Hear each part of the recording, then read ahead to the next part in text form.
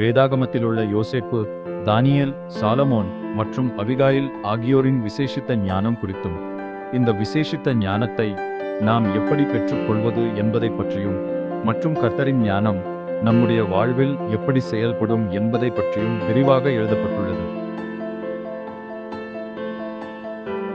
520 பக்கங்கள், ரூபாய் 500. அனைத்து வேர்ட் ஆஃப் கிரைஸ்ட் புத்தக கடைகளிலும் சென்னை NLAG புக் ஸ்டோரிலும் கிடைக்கும். மீண்டும் உங்களை சந்திப்பதில் சந்தோஷப்படுறேன். ஞானத்தை குறித்து நாம் ஏன் தெரிந்து கொள்ளணும்? எதுக்காக ஞானத்தை குறித்து தெரிந்து கொள்ளணும்? இன்னும் எடுத்த உடனே பிரேக் போடுறாருன்னு நினைக்காதீங்க. எதுக்காக நம்ம ஞானத்தை குறித்து தெரிந்து கொள்ளணும்? அற்புத பெருவிழா, விடுதலையின் பெருவிழா அப்படின்னு உங்கள் பாஸ்டர் என்ன பண்ணியிருக்கலாம்? கூட்டம் நடத்தியிருக்கலாம். ஞானம் 2026ன்னு பார்க்கும்போது எனக்கே வினோதமாக இருந்தது. போஸ்டரை பார்க்கும்போது அற்புத பெருவிழா, விடுதலையின் பெருவிழா, பேரின்ப பெருவிழா, இப்படித்தான் வால் போஸ்ட் பார்த்துருக்கேன் நான். இதுதான் முதல் முறையாக ஞானம் 2026ன்னு சொல்லி ஒரு வால் போஸ்ட் நானே பார்க்குறேன். உங்கள் பாஸ்டர் ஏன் அப்படி நடத்தணும்னு தோணுச்சுன்னு தெரியல. ஆனால் எனக்கு ரொம்ப நாளாக, கிட்டத்தட்ட ரொம்ப நாளாக நான் ஜெபம் பண்ணிகிட்டு இருந்தேன். ஆண்டவரே, இந்த ஞானத்தை நடத்தணும். ஏன்னா பரிசுத்தாவியின் வரங்கள்னு சொல்லி 2013 முதல் முறையாக ஒரு 3 நாள் கூட்டம் நடத்தினேன். இந்த மாதிரிலாம் கிடையாது. உங்களை மாதிரி தன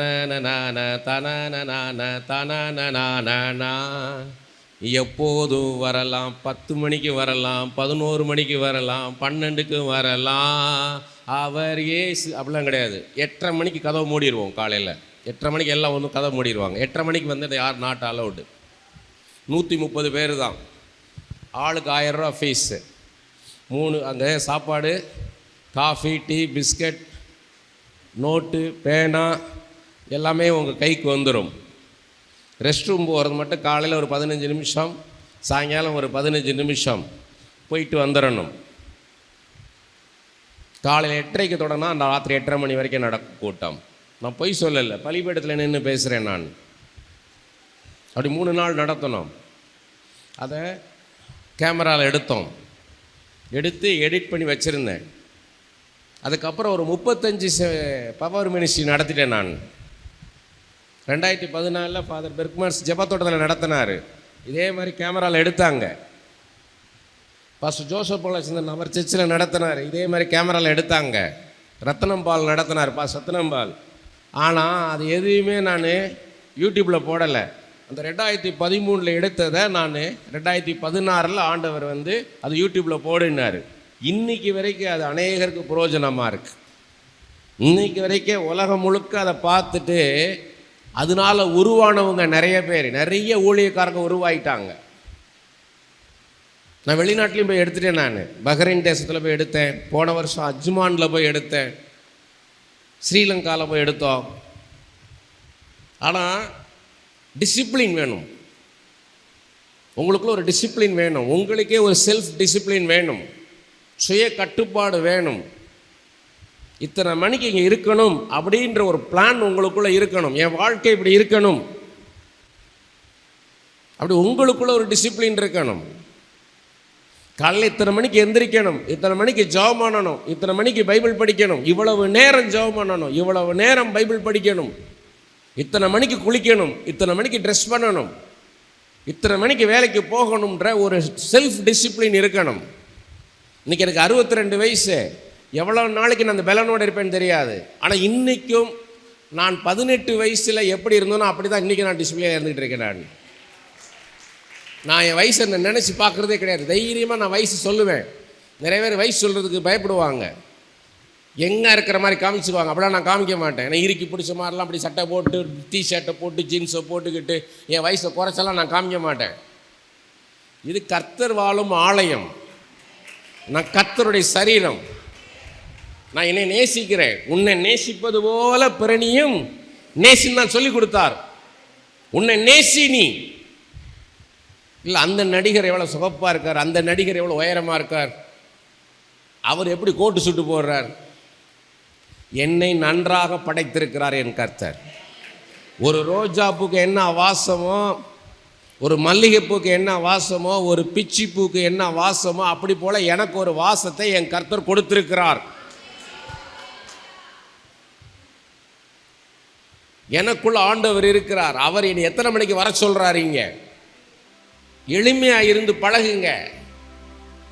ஆடம்பரமா இருந்தீங்கன்னா உங்ககிட்ட ஜனங்க வரமாட்டாங்க, நீங்க அந்நியமாயிருவீங்க. நீங்க எவ்வளவு எளிமையா இருக்கீங்களோ ஜனங்க உங்ககிட்ட வருவாங்க. அதுக்கு முன் உதாரணம் யாரு? ஏசு கிறிஸ்து. எவ்வளவு எளிமையா இருந்தார். சகை வீட்டில் உட்காந்து பேசிக்கிட்டு இருந்தார், படகுத்துறையில் உட்காந்து பேசிக்கிட்டு இருந்தார். அதனாலதான் ஜனங்க அவர் மேல வந்தாங்க. ஒரு காந்தம் மாதிரி ஈர்த்து எழுந்தார். நீங்க ஆடம்பரம் பண்ணி பாருங்க, சடம் உங்களை விட்டு வெளியே போயிடும். இன்னைக்கு இருக்கிற வாலிப பசங்க பயங்கர ஷார்ப்பா இருக்கான். யாரு டிராமா பண்றா, யாரு யதார்த்தமா இருக்கா அப்படி தெரியும் அவங்களுக்கு. நீ சாதாரண நினைச்சிடாதீங்க வாலிப பிள்ளைங்கள. வாலிப பசங்க நீங்களா இருந்தீங்கன்னா உங்ககிட்ட வருவானுங்க. நீங்க டிராமா பண்ணி பாருங்க, உங்ககிட்ட வரமாட்டான். நான் இங்க வந்துட்டு, ஆண்டவராய் இயேசு கிறிஸ்து நாமத்திலே உங்களை நான் வாழ்த்துகிறேன். இந்த அருமையான காலை வேளையிலும் கூட நான் கர்த்தருக்கு ஸ்தோத்திரம் செலுத்துகிறேன். அருமையான பாஸ்டர் ராபின் அவர்களுக்கு நான் நன்றி செலுத்துகிறேன். என்னால் ட்ராமா பண்ண முடியாது. நான் சினிமாவில் இருந்து வந்தவன், எனக்கு எவ்வளோ ட்ராமா பண்ண முடியும்? நாம இருக்கிறோம். நமக்குன்னு ஒரு செல்ஃப் டிசிப்ளின் இருக்கணும். என் பேச்சு எப்படி இருக்கணும், என் நடை எப்படி இருக்கணும், என் உடை எப்படி இருக்கணும், நான் எத்தனை மணிக்கு இங்கே வரணும், அதுக்கு தான் ஞானம். அதுதான் ஞானம். நம்ம நடைமுறை வாழ்க்கைக்கு தேவையானது. நம்ம எப்படி இருக்கணும், நமக்கு நாமே ஒரு முடிவு பண்ணணுங்க. ஒரு சபைக்கு கூப்பிட்டுருந்தாங்க, 6 மாதம் முன்னாடியே ஃபிக்ஸ் பண்ணிட்டாங்க. ஒரு ஞாயிற்றுக்கிழமை ஆராதனையில் நீங்கள் செய்தி கொடுக்கணும்னு. மாதம் எனக்கு ஃபோன் பண்ணுவாங்க, பிரதர் நீங்கள் அந்த இத்தனை மாதத்தில் இத்தனாவது வாரம் நீங்கள் வரணும், ஞாபகப்படுத்துகிறோம்னு. சரி பரவாயில்லன்னு. அடுத்தடுத்த மாதம் எனக்கு ஞாபகப்படுத்தினாங்க. அவ்வளோ டிசிப்ளினா. அந்த வாரம் வந்துருச்சு, நானும் போயிட்டேன். அங்கே வெளிநாட்டிலேருந்து ஒரு ஊழியக்காரர் வந்துட்டார். திடீர்னு வந்திருக்கிறாரு. உடனே அந்த பாஸ்டருக்கு தர்ம சங்கடமாயிருச்சு. அவரை பேச வைக்கணும். ஆனால் என்னையும் 6 மாதம் முன்னாடியே என்னை ஃபிக்ஸ் பண்ணிட்டாங்க, என்னையும் பேச வைக்கணும். அப்படியே கையை பிசைகிறார். நான் சொன்னேன், எனக்கு ஒன்றும் இல்லை, அவர் பேசட்டும், வெளிநாட்டிலேருந்து வந்திருக்கிறாரு, நான் இங்கே தான் இருக்கேன், நான் எப்போனாலும் வரேன், அவர் பேசட்டும்னு. அதுக்குள்ளே அந்த வெளிநாட்டிலேருந்து வந்தவர், இல்லை ஃபஸ்ட் ஆஃப் நான் பேசுகிறேன், செகண்ட் ஆஃப் நீங்கள் பேசுங்கன்னாரு. இல்லை பாஸ்டர் பரவாயில்ல, நீங்கள் பேசிக்கோங்க, நீங்கள் பேசுங்க முழுமையாக, 1 மணி நேரம்தான், நீங்கள் பேசிக்கோங்க, ஆண்டவருடைய வார்த்தை, நான் எப்போனாலும் நான் வந்துக்கிறேன்னு. அவர் எவ்வளோ நேரம் பேசினார் தெரியுமா? 30 நிமிஷம் அவர் பேசணும், 30 நிமிஷம் நான் பேசணும். அவர் எவ்வளோ நேரம் பேசினா சொல்லுங்க பாப்போம். அது ஒரு சாயங்கால நேரம். பிரியாணி ரெடியாக இருக்குது, எல்லாருக்கும் எல்லாம் சாப்பிட்டுட்டு போகிற மாதிரி பிரியாணி ரெடியாக இருக்குது. 55 நிமிஷம் பேசினாருங்க. அடுத்து ஒருத்தன் இருக்கிறாரு, ஒரு பிரசங்கியார், அவர் பேச வேண்டிய இடத்துல நம்ம வந்திருக்கிறோம், நம்மளுக்கு அவர் மனமும் வந்து இடம் கொடுத்துருக்கிறாரு. அந்த அறிவு, அந்த ஞானம், அந்த புத்தி, அந்த தெளிவு இல்லை அவருக்கு. 55 நிமிஷம் பேசினார். அடுத்து என்னைய கூப்பிட்டு பேச சொல்கிறாங்க. நான் எவ்வளோ நேரம் பேசினேன் தெரியுமா? நான் சொன்னேன், எனக்கு மிகவும் பிடிச்சமான ஒரு பிரசங்கத்தை நான் பண்ண போகிறேன்னு. ஜனங்களுக்கு அதிர்ச்சி. ஒருத்தர் பார்க்குறாங்க, ஐயா வீட்டுக்கு இன்றைக்கி நம்ம போகணுமே, என்ன பண்ணுறதுன்னு ஒருத்தர் பார்த்தாங்க. என் ஆத்துமாவே கர்த்தரை ஸ்தோத்திரி, என் முழு உள்ளமேன்னு பாருங்க, சர்ச்சு சத்தம் போட்டு என் முழு உள்ளமே அவருடைய பரிசுத்த நாமத்தை ஸ்தோத்திரி, என் ஆத்துமாவே கர்த்தரை ஸ்தோத்திரி. அவர் செய்த சகல உபகாரங்கள், இன்னைக்கு செய்த இந்த உபகாரத்தை மறவாதே. ஆமேன். உங்களுக்கு மைக்கை கொடுக்கும்போது மைக்கை வாங்குறது பெருசு இல்லை, மைக்கை எப்போ திருப்பி கொடுக்கணும்னு கேட்கணும். நீங்கள் எப்போ உங்கள் கையில் மைக்கை கொடுத்தாலும், எந்த இடத்துலையும் சரி, உங்கள் சர்ச்சின்னு இல்லை, எந்த இடத்துல மைக்கை கொடுத்தாலும் மைக்கை எப்போ திருப்பி கொடுக்கணும்னு கேட்கணும் நீங்கள். அதான் ஞானம். நேற்று பார்த்தோம் யோசிக்கிறது என்ன, யூகிக்கிறதுனா என்னென்ன. விவேகம் இன்னைக்கு பார்க்க போகிறது விவேகம். பார்த்தீங்கன்னா விவேகம் அப்படின்னா என்னன்னு முதல்ல தெரிஞ்சுக்குவோம். நீதிமொழிகள் 16 அதிகாரம் 21வது வசனம். யாராவது எடுத்து படிங்க பார்ப்போம். நீதிமொழிகள் 16:21. படிங்க. இருதயத்தில் ஞானம் உள்ளவன் விவேகி எனப்படுவான், உதடுகளின் மதுரம் கல்வியை பெருக பண்ணும். The wise are known for their understanding, their pleasant words make them better teacher ன்னு இருக்குது இங்கிலீஷ் பைபிளில். இருதயத்தில் ஞானம் உள்ளவன் விவேக எனப்படுவான். நேற்று பார்த்தோம் ஞானம்ன்றது ஞானத்தின் ஆவின்னு பார்த்தோம். ஞானம் ஒரு ஆவியாக இருக்குது. எப்படி அன்பு நமக்குள்ள ஒரு ஆவியாக இருக்கோ, விசுவாசம் எப்படி நமக்குள்ள ஒரு ஆவியாக இருக்குதோ, அதுக்கு ஒரு வடிவம் கிடையாது. அதுபோல தான் ஞானமும் நமக்கு ஒரு ஆவியாக இருக்குன்னு பார்த்தோம். ஏசாயா 11 அதிகாரம் 2வது வசனத்திலையும், எபேசியர் 1 அதிகாரம் 17வது வசனத்திலையும் பார்த்தோம். ஸ்பிரிட் ஆஃப் விஸ்டம்னு பார்த்தோம். நமக்குள்ள ஞானம் ஒரு ஆவியாக இருக்குன்னு பார்த்தோம். இருதயத்தில் ஞானம் உள்ளவன் விவேகி என்னப்படுவான்னா, இந்த ஞானம் இருந்த அவனுக்குள்ள விவேகம் இருக்கும் அப்படின்னு அர்த்தம். அது இன்னும் நல்லா தெளிவாக தெரிஞ்சுக்கிறதுக்கு நீதிமொழிகள் 22 அதிகாரம் 3வது வசனம். நீதிமொழிகள் 22 அதிகாரம் 3வது வசனம். விவேகி ஆபத்தை கண்டு மறைந்து கொள்கிறான், பேதைகள் நெடுக போய் தண்டிக்கப்படுகிறார்கள். ஆமென். விவேகி ஆபத்தை கண்டு மறைந்து கொள்கிறான். டிஸ்கிரிஷன் வாங்க. இங்கிலீஷில் விவேகம்னா டிஸ்கிரிஷன் அப்படின்னா ப்ரூடென்ட்னு சொல்லலாம். Prudent and for cited person அப்படின்னா பின்னாடி நடக்க போகிறத முன்னாடியே யோசித்து பார்க்கறது. இது நம்ம வாழ்க்கையில் எங்கே பயன்படணும்னா, என் பிள்ளையை நான் இந்த படிப்பு படிக்க வச்சா பின்னாடி எப்படிப்பட்ட வேலைக்கு அவன் போவான் அப்படின்றத யோசிக்கிறது. சும்மா படிக்க போன்னு அனுப்புறது இல்லை. சும்மா இன்ஜினியரிங் போ, ஆர்கிடெக்சர் போ, ஆர்டிஃபிஷியல் இன்டெலிஜென்ஸ் போ, கம்ப்யூட்டர் சயின்ஸ் படி, டேட்டா சயின்ஸ் படி, ஹார்டிகல்ச்சருக்கு போ, வெட்டரி டிபார்ட்மெண்ட்டில் போ, வெட்டரிக்கு படி அப்படின்னு சொல்கிறது இல்லை. இதை படித்தால் பின்னாடி அவன் எப்படி வருவான். ஏதோ அந்த பையன் வந்தால் நல்லா 5 அடி 6 அடி உயரத்துக்கு இருக்கான், சிவப்பாக இருக்கான், இவனுக்கு கல்யாணம் பண்ணி கொடுத்துருவோம்ல. இவனுக்கு கல்யாணம், என் மகளை இந்த பையனுக்கு கல்யாணம் பண்ணி கொடுத்தால் பின்னாடி இவன் எப்படி வச்சுக்குவான். இன்றைக்கி காலையில் ஒரு ஃபோனில் கான்டாக்ட் பண்ணாங்க. இன்னொரு ஊரில் இருந்து ஒரு பொண்ணுக்கு ஒரு பையனை என்ன பண்ணிட்டாங்க, பார்த்துருக்காங்க. அந்த பையன் இந்த பொண்ணுக்கு பிடிச்சிருக்கு, இந்த பொண்ணுக்கு அந்த பையனை பிடிச்சிருக்கு அப்படின்னு சொல்லி நிச்சயதார்த்தம் முடிச்சிட்டாங்க.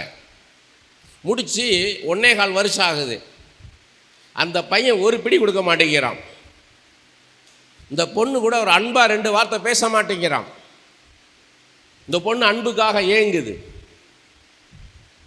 அன்பாக ஒரு வார்த்தை பேச மாட்டேங்கிறான். அந்த பையனுடைய அம்மா அந்த பொண்ணுகிட்ட 1 மணி நேரம் பேசுகிறாங்க, 1.5 மணி நேரம் பேசுகிறாங்க. அந்த பையன் ஒரு வார்த்தை பேச மாட்டேங்கிறான். எஸ் நோ, என்னை பிடிச்சிருக்கா உனக்கு, அதுக்கு ஒன்றும் சொல்ல மாட்டேங்கிறான். என்கிட்ட என்ன குறை இருக்குது சொல்லு, பேச மாட்டேங்கிறான். அந்த பொண்ணு கேட்குது, இந்த கல்யாணத்தை நான் பண்ணவான்னு. நான் சொன்னேன், நீ யாரை கல்யாணம் பண்ண போகிறேன்னு கேட்டேன். அந்த பையனையா அந்த பையனுடைய அம்மாவையான்னு கேட்டேன். அந்த அம்மா 1 மணி நேரம் பேச, அந்த அம்மா கல்யாணம் பண்ண முடியுமா அந்த பிள்ளை? நான் சொன்னேன், இது கல்யாணம் ஆகிறதுக்கு முன்னாடியே உனக்கு இது வெளிப்பட்டதுக்காக நீ நன்றி சொல்லு ஆண்டவருக்கு. நீ கல்யாணம் ஆன பிறகு அவன் இதே மாதிரி நடந்தா என்ன பண்ணுவ? நீ கல்யாணம் ஆன பிறகு அவனுக்கு உனக்கு பிடிக்கலன்னு என்ன பண்ணுவ? அதுதான் விவேகம்ன்றது.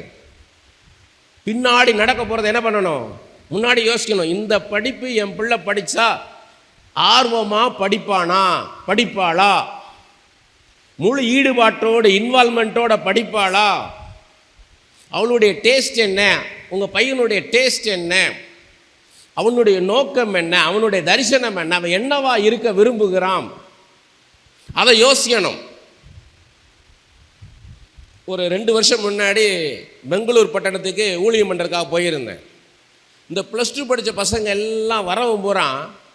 என்ன சேர போகிறேன்னா ஆர்டிஃபிஷியல் இன்டெலிஜென்ஸ் சேர போகிறேன், ஆர்டிஃபிஷியல் இன்டெலிஜென்ஸ் சேர போகிறேன், ஏஐ கோர்ஸில் போகிறேன்.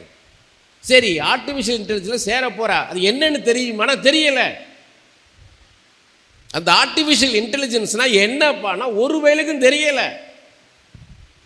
அப்புறம் எப்படி போக போகிற? இல்லை எல்லாரும் அதான் சொல்கிறாங்க, அதான் ஃபியூச்சர்னாங்க. சரி, உங்களுக்கு யார் சொல்லிக் கொடுக்க போகிறா? உன் ஸ்டாஃப் தெரியுமா? இன்னைக்கு கூகுளில் போட்டால் எல்லாமே தெரியும். கூகுளில் பார்த்தியா நீ ஆர்டிஃபிஷியல் இன்டெலிஜென்ஸ்னா என்னன்னு பார்த்தியா? தெரியல. அப்போ பெற்றோர் நம்ம தான் என்ன பண்ணணும்? உட்கார வச்சு அது யார் இதுக்கு முன்னாடி படிச்சிருக்கா, அந்த படிப்பை யார் அந்த வேலை பார்க்குறா, அவங்கள உட்கார வச்சு அவங்ககிட்ட பேசணும். அதில் என்ன இருக்குது? ஃபியூச்சர் இருக்குதா? இவனுக்கு முடியுமா? இவங்க இஷ்டம் போல சேர்ந்துட்டு நாளைக்கு என்ன பண்ணுவான்? அந்த பிள்ளையை பிடிச்சிருக்கின்றான். அந்த பிள்ளைகிட்ட என்ன கண்ட? என்னத்தை கண்ட அந்த பையன்கிட்ட? இல்லை உயரமாக இருக்கான், சோப்பாக இருக்கான். நாளைக்கே அவன் என்கிட்ட என்ன பண்ணுறது? கருத்து போயிட்டான என்ன பண்ணுவேன்? இந்த பையன் என்ன பண்ணியிருக்கான்? அந்த பிள்ளைய பார்த்தவன் 20 கிலோ குறையண்டானோ. 20 கிலோ ஓ எடையை குறையணும். நான் சொன்னேன் 40 கிலோ குறையினா குறைக்க முடியுமான்னு கேட்டேன். போவாஸ்ட் என்ன கற்றுக்கிட்டான்? இந்த பிள்ளைங்களாம் பைபிளை படிக்கலை. பைபிளில் படித்தோம்னா போவாஸ் எதை பார்த்தாரு? ரூத் என்ன பார்த்தாரு? எத்தனை அடி உயரம் இருந்தா, எவ்வளோ அழகாக இருந்தானா பார்த்தாரு. என்ன பார்த்தாரு? குணம், கேரக்டர்.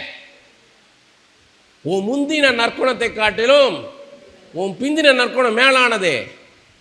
நீ ஹஸ்பண்டோட இருந்தபோது எவ்வளோ கற்புள்ளவளாக இருந்தா இல்லை, உன் புருஷன் இறந்த பிறகு எந்த வாலிபனும் பின்னால் போகாம, அவன் பணக்காரனோ ஏழையோ எந்த வாலிபன் பின்னாலையும் போகாம நீ கற்புள்ளவளா இருந்தியே, உன் முந்தின நடக்கையை காட்டிலும் உன் பிந்தின நடக்கை மேலானது. ஊரே சொல்லுது உன்னை குணசாலியான ஸ்திரீன்னு. அப்படிப்பட்ட ஒரு மருமகன் வரணும். போத்திபார் யோசேப்பிட்ட இருந்த திறமையை பார்த்தான். எதை பார்க்கல அவன்? யோசேப்பிட்ட இருந்த பரிசுத்தத்தை பார்க்கல, அந்த குணத்தை பார்க்கல. யோசேப்பு திறமைசாலின்னு பார்த்தான். ஆனா யோசேப்பு எவ்வளவு பரிசுத்தமான ஒரு மனுஷன், அதை பார்த்தானா? பார்க்கலையே. இதுதான் நம்ம கத்துக்கிடணும். போத்திபார் மனைவி சொல்லும் போது என்ன சொல்லியிருக்கணும்? போத்திபார் அவன் குணசாலி, அவன் குணமுள்ளவன், பரிசுத்தமான மனுஷன், கர்த்தருக்கு பயந்த மனுஷன். அதை கேட்கணும். நீங்க என்ன படிச்சிருக்கிறான், அவன் யாரா இருந்தா என்ன, அவன் பிரதான மந்திரியாக இருக்கட்டும், ஜனாதிபதியாக இருக்கட்டும், அவன் குணம் என்ன, அதைத்தான் நீங்க பார்க்கணும். நான் அதனால யாரும் எனக்கு சொன்னாலுமே நான் ஓ லா பா கா பா கா பா பா பா பா இது கர்த்தர் சித்தம் போன்னு சொல்ல மாட்டேன். கர்த்தர் என்கிட்ட பேசினாலும் நீங்க போய் அந்த பையனை பாருங்க, 4 பேர்ல 40 பேர்கிட்ட விசாரிங்க என்னவேன். எத்தனை பேர் தெரியுமா? வாலிப பொம்பளை பிள்ளைங்களை பார்க்கும்போது பாவமா இருக்கும். மாயை மாயை மாயையை பார்த்து இந்த பிள்ளைங்க மயங்கி போய் கல்யாணம் பண்ண பிறகு பார்த்தா இன்னொரு பொண்ணோட இருக்கிறான். அழுகையும் கண்ணீருமா வருவாங்க. நான் சொல்ல முடியுமா? தேவ சித்தம், தேவன் நினைத்ததை மனிதன் பிரிக்காதிருக்க கடவன், அவனோட தான் வாழணும்னு சொல்ல முடியுமா? சொத்துக்காக கல்யாணம் பண்றது. குணத்தை பாரு, கேரக்டர், அதுதான் ஞானம். அதுக்கு தான் ஞானம் அவசியம். நமக்கு உணரணும், மற்றவங்க உணர்வுகளை உணரணும். ஒரு பெரிய ஊழிய ஸ்தாபனத்தில் இருந்தேன். அதில் பார்த்தீங்கன்னா அவர் யாராவது ஒருத்தர் லேட்டாக வருவான், 1 மணி நேரம், அவனை வேலையை விட்டு தூக்குங்கன்னுவார். நான் என்ன பண்ணுவேன்? அவனை கூப்பிட்டு நான் சொல்கிற வரைக்கும் நீ பகல் டியூட்டிக்கு வராத, ராத்திரி வாண்டுருவேன். இவர் என்கிட்ட கேட்பார், அவனை வேலையை விட்டு தூக்கிட்டீங்களான்னுவார். நான் உடனே வேறு டாபிக் பேசுவேன். பிரதர் இந்த இது பண்ணணும், அதை பண்ணணும், இதை பண்ணணுன்றுவேன். அப்படியே டைவர்ட் பண்ணிட்டே இருப்பேன். கொஞ்சம் அவர் கோபமெல்லாம் அடங்கின உடனே ஒரு நாள் சொன்னேன், பிரதர் ஒரு மனுஷனை பார்த்தீங்கன்னா குடும்பமாக பார்க்க கற்றுக்கோங்க. அவனை நம்பி ஒரு மனைவி இருக்கிறா, 2 பிள்ளைகள் இருக்கு, இன்னைக்கு வேலைக்கு போட்டா அந்த குடும்பம் எங்கே போகும்னு கேட்டேன். ஒரு மனுஷன் அப்படித்தான் நீங்கள் பார்க்கணும், அவனுடைய உணர்வுகளை பார்க்கணும். ஏசாயா 42:3 என்ன சொல்லிருக்கு? நெறிந்த நாணலை முறியாமலும் மங்கி எறிகிற திரியை அணையாமலும் நியாயத்தை உண்மையாய் வெளிப்படுத்துகிற அபிஷேகத்தை நமக்குள் வைத்திருக்கிறார் கர்த்தர். யார் மனசு புண்படக்கூடாது, புண்படாமல் பேச கற்றுக்கொள்ளணும். யாரையும் கம்பேர் பண்ணக்கூடாது, எந்த ஊழியக்காரனையும் கம்பேர் பண்ணக்கூடாது. ஒரு அம்மா என்கிட்ட ப்ரே பண்ண வரும், எனக்கு அது ஒரு ஊழியக்காரர் சொல்லி அவர் தான் எனக்கு ஆவிக்குரிய தகப்பன், அந்த அம்மா தான் எனக்கு ஆவிக்குரிய தாய், இவர் தான் எனக்கு ஆவிக்குரிய அண்ணன், இந்த அம்மா தான் எனக்கு ஆவிக்குரிய அக்கானும். அப்புறம் நான் யார்? அப்புறம் நான் யார்? சரி, அப்போ அவங்க போக வேண்டியதானே, எதுக்கு இங்கே வேறு ஆவிக்குரிய தகப்பன்ட்ட போக வேண்டியதானே, ஆவிக்குரிய தாய்கிட்ட போக வேண்டியதானே, இங்கே எதுக்கு வந்திருக்கீங்கன்னா அவங்களாம் தீர்க்க தரிசனம் சொல்ல மாட்டாங்கள்ல, நீங்கள் தானே தீர்க்க தரிசனம் சொல்லுவீங்க. இந்த பேச்சு பேசலாமா? யாரையும் கம்பேர் பண்ணக்கூடாது, எந்த ஊழியக்காரையும் கம்பேர் பண்ணக்கூடாது. ஒவ்வொருத்தருமே ஒரு கிருபை இருக்கும். யார் மேலே என்ன கிருபை இருக்குன்னு சொல்ல முடியாது. ஒவ்வொருத்தர் மேலும் ஒரு கிருபை இருக்கும். நானும் ஊழியத்துக்கு வருவேன் நினச்சேன்னா நினச்சியே பார்க்கல. எங்கள் அம்மா பொருத்தனையெல்லாம் பண்ணலை. நான் 5 பொம்பளை பிள்ளைக்கு அப்புறம் 6வது பிறந்தேன். எங்கள் அம்மா எனக்கு ஒரு ஆம்பளை பிள்ளை கொடுத்தா உமக்கே கொடுப்பேன்னு அண்ணாள் மாதிரி பொருத்தனையெல்லாம் பண்ணலை. ஃபாதர் பெர்க்மேன்ஸோட 4 வருஷம் 5 வருஷம் கூடயே சுற்றினேன். ஒரு நாள் கூட அவர் நீ ஊழியத்துக்கு வருவேன்னு சொல்லவே இல்லை. இருக்கிறதுலே மகாபெரிய தீர்க்கதரிசி டிஜிஎஸ் தினகரனோட 6 மாதம் கூடயே இருந்தேன். ஒரு நாள் கூட அவர் எனக்கு ப்ராஃபஸியா நீ ஊழியத்துக்கு வருவேன்னு சொன்னதே கிடையாது. இயேசுவே என்னை தூக்கிட்டு வந்து நிப்பாட்டியிருக்கிறார். அதனால தான் தைரியமாக பேசுகிறேன். எந்த மனுஷனுமே கிடையாது, எல்லாம் வலது வைத்து சொல்லுங்கள், எல்லாம் வலது. எந்த மனிதனை நம்பி நான் கிடையாது ஆண்டவரே, இயேசுவை நான் உண்மையே நம்பி இருக்கிறேன் ஆண்டவரே, இயேசுவை நான் உண்மையே நம்பி இருக்கிறேன். எந்த மனுஷனை நம்பி நான் கிடையாது ஆண்டவரே. என் பலத்தினால் அல்ல, என் பராக்கிரமத்தினால் அல்ல, என் பலவீனத்தை வைத்து அல்ல, என் பலத்தை வைத்து அல்ல, என் படிப்பை வைத்து அல்ல, என் சொத்தை வைத்து அல்லப்பா. இயேசுவே என் திறமையை வைத்து அல்ல, என் தாளந்துகளை வைத்து அல்லப்பா. நான் உங்க கிருபையிலே நிற்கிறேன் ராஜா. உம்முடைய கிருபை என்னை தாங்கி கொண்டிருக்கிறது ராஜா. நீரே எனக்கு எல்லாம் ஐயா, நீரே எனக்கு எல்லாம். என்னை தகுதிப்படுத்துவது நீரப்பா. உம்முடைய கிருபை தான் என்னை தாங்கி கொண்டிருக்கப்பா. அப்பா தகப்பனே, நான் நிர்மூலமாகாமல் ஜீவனோடு இருப்பது உங்க கிருபை, சரீரத்தில் சுகத்தோடு இருப்பது உங்க கிருபை, ஆத்மாவிலே சமாதானத்தோடு இருப்பது உங்க கிருபை, ஆவியிலே விடுதலையோடு இருப்பது உங்க கிருபப்பா. உங்க கிருபை இயேசுவே என் உள்ளத்தின் ஆழத்தில் இருந்து நான் சொல்லுகிறேன் அப்பா. அப்பா நான் இருதயத்தின் ஆழத்தில் இருந்து உம்மோடு நான் பேசுகிறேன் அப்பா. வெறும் உதட்டினால அல்ல ராஜா, என் இருதயத்தின் ஆழத்தில் இருந்து அப்பா நான் சொல்றேன் பார்த்து, நீர்தான் எனக்கு எல்லாம் ஐயா, நீர்தான் எனக்கு ஆரம்பம், நீர்தான் எனக்கு முடிவு அப்பா. ஆதியும் அந்தமும் ஆனவரே அப்பா, உண்மையே நம்பி இருக்கிறேன் ஐயா. என்னை தாங்கிக் கொள்ளும், என்னை ஏந்தி கொள்ளும் இயேசுவே, என்னை சுமந்து கொள்ளும் ஐயா. நீர் என்னோடு இரும், அது மாத்திரம் போது ராஜா. நீர் என்னுடையவர், என் நேசர் என்னுடையவர். நான் என் இயேசுவுக்கு சொந்தமானவன், நான் என் இயேசுவுக்கு சொந்தமானவன். என் நேசரே, என்னை நேசிக்கிறவரே அப்பா, உமக்கு என்னை நான் தருகிறேன் ஐயா. இந்த காலை வேளையில் என்னை அர்ப்பணிக்கிறேன் ஐயா. என் ஆவி ஆத்மா சரீரத்தை, என் பிள்ளைகளை, என் பிள்ளைகளுடைய எதிர்காலத்தை நான் உம்மிடத்திலே அர்ப்பணிக்கிறேன். என் கர்த்தர் பொறுப்பெடுத்துக் கொள்ளும் ஐயா, பொறுப்பெடுத்துக் கொள்ளும் ஐயா. இயேசுவே, இயேசுவே நன்றி, நன்றி, நன்றி. நீர் ஏற்றுக்கொண்ட படிக்காக நன்றி. கரங்களை தட்டி கர்த்தரை மகிமைப்படுத்துவோமா?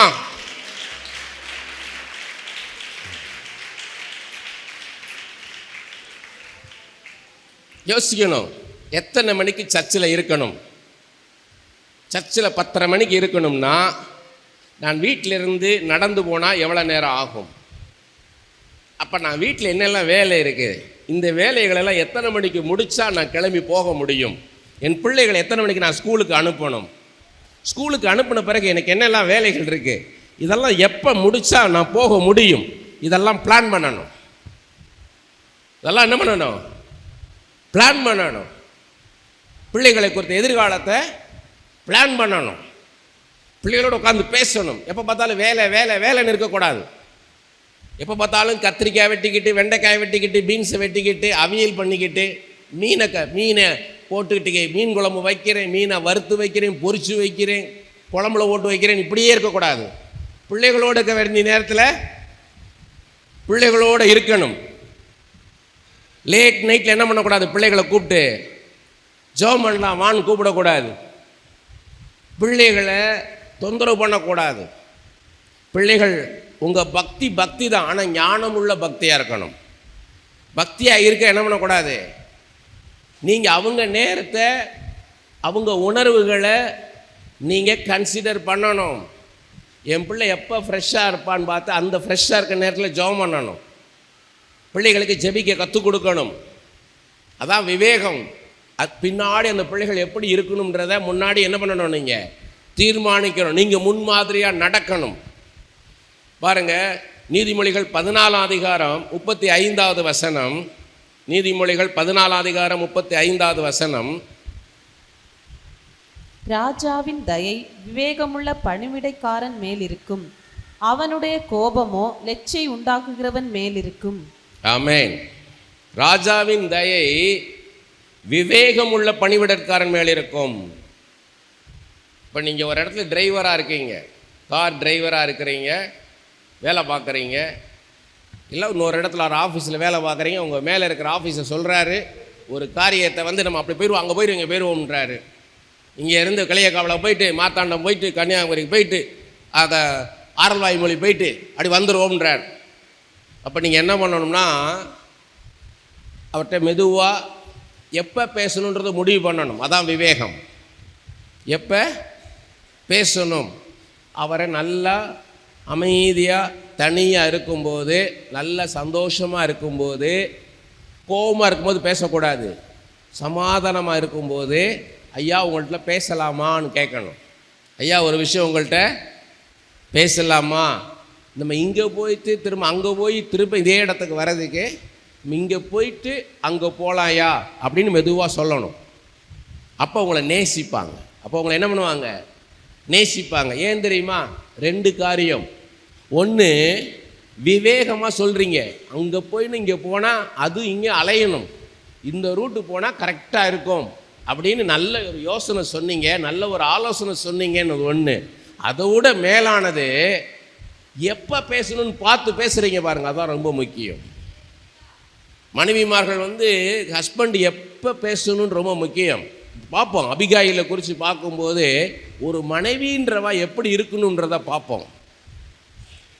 புருஷனுடைய மூடு எப்போ நல்லா இருக்குன்னு பார்த்து அப்போ போய் பேசணும். இஷ்டம் போல் பேசக்கூடாது. நீங்கள் மகா புத்திசாலி தான்.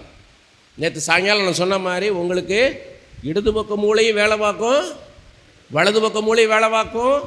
உங்கள் உள்ளுணர்வு ரொம்ப ஸ்ட்ராங். அதுக்காக புருஷன் ஆட்டி படைச்சிடக்கூடாது. புருஷன் என்ன பண்ணக்கூடாது, முடியை பிடிச்சி ஆட்டக்கூடாது. அப்படியே மாவாட்டுற மாதிரி மாவாட்டுறது முன்னாடி இப்போல்லாம் கிரைண்டர் வந்துருச்சு. முன்னாடி எப்படி தெரியுமா, மாவு போட்டு ஆட்டு உரல் என்ன பண்ணுவாங்க, அப்படியே ஆட்டுவாங்க. அப்படியே புருஷனை போட்டு நான் நிறைய இடத்துல பார்க்குறேன், பரிதாபமாக இருக்குது. புருஷனை போட்டு ஆட்டுன்னு ஒருத்தர்கிட்ட கேட்குறேன், காலைல 9 மணிக்கு போயிடுவோம்மாண்ணா, 1 நிமிஷம் சொல்லிட்டு ஃபோன் பண்ணி அவர் ஒய்ஃப் டைமாக நான் போகலாமான்னு கேட்குறேன்.